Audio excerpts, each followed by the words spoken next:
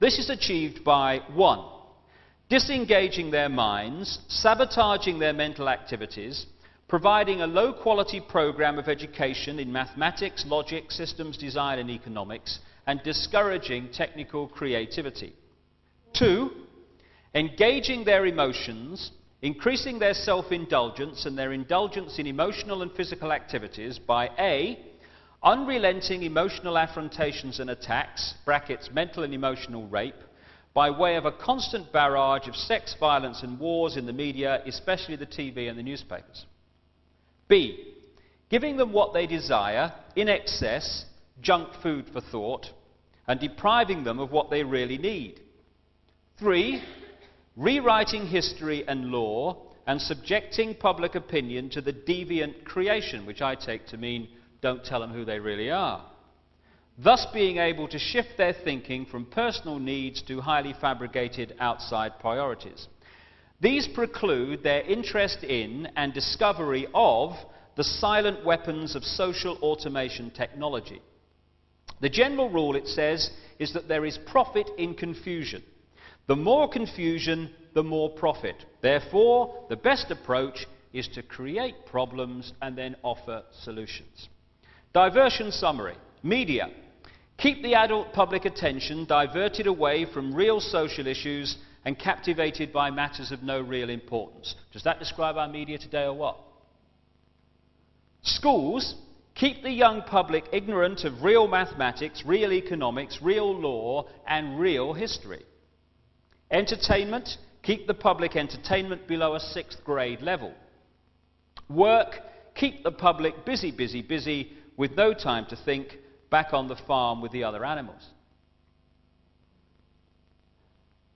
Give you another example of this. When legislation is being planned against, say, a target group of people, they don't just sit round a cabinet table and decide one day that's what we're going to do, and then they set about doing it. It happens long before then. Public opinion has to be softened up against the target group of people. So what you see over a period of time is lots of media coverage of this group of people, and they are presented by events and what have you as, quote, a problem. And this has been done with the travellers, for instance. So after a period of time, public opinion gets to the point where it says, something must be done. And at that point, they come forward with the legislation which was waiting in the background all along. And you know how they find out if public opinion has reached the desired level to whack out the legislation? It's our old friend, the polling organisations. They're not there to test public opinion to see what people think so that governments can react to it. They are there for 2 reasons. First of all, to find out if the propaganda of various kinds on the public mind has worked or not, or whether it needs another batch. And secondly, to create a situation where public opinion, in quotation marks, is highlighted in certain areas. Because we do have this, unfortunately, and lots of people like to think that they think like everyone else. So if you suggest that 60% or 70% of the people think this, very soon 70% of the people will think that.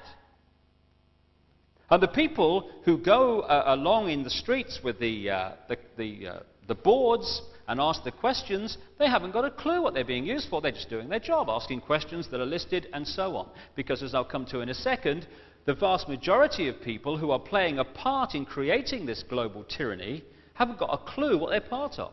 Wouldn't work if they had.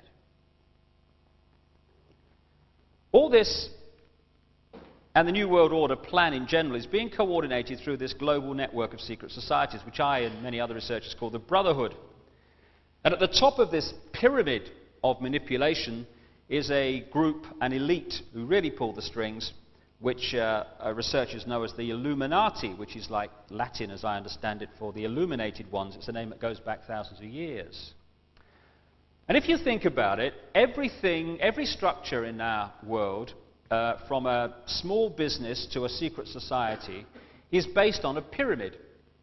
A pyramid situation in which those at the top of the pyramid, say the top of a business, they know the whole agenda of that business, exactly where it's going, and what the whole game plan of that business is. The further you come down the levels, if you like, within that business, the less those people know about the big picture. They only know about their part in it. And this is how the secret societies work. On the lower levels of initiation, for instance, in the Freemasons, they haven't got a clue what the whole organization is being used for and infiltrated to achieve by those at the higher level. They only know their part in it.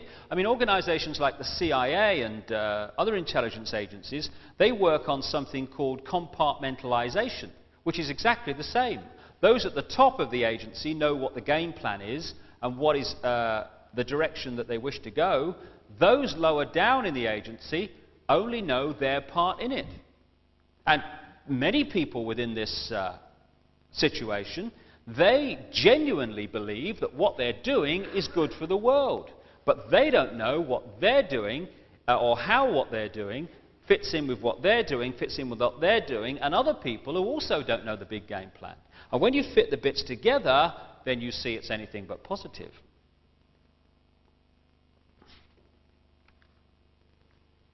Like I say, if this was a conspiracy involving enormous numbers of people, it wouldn't work. Someone would spill the beans years ago.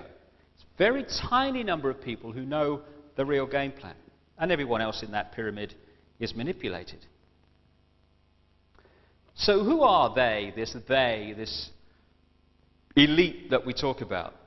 And how, people might rightly ask, can a conspiracy continue over at least many centuries? Because people die, don't they? I mean, it will all end, wouldn't it? When people die, it would die with them. But of course, as I'll come to in a sec, because of the way it's structured, it doesn't work like that. The they are people who are initiated into the highest levels of this great global network of secret societies. Because at the top of the network is this elite that turns, in effect, all those different, apparently different secret societies into one gigantic organization. And at that elite level are people who have been initiated into the real agenda. So during their lifetimes, they continue the string pulling to push the world further along the road to this global centralization known as the New World Order. But at the same time, they're looking down this pyramid of initiation levels for others who they consider of the right attitude and of the right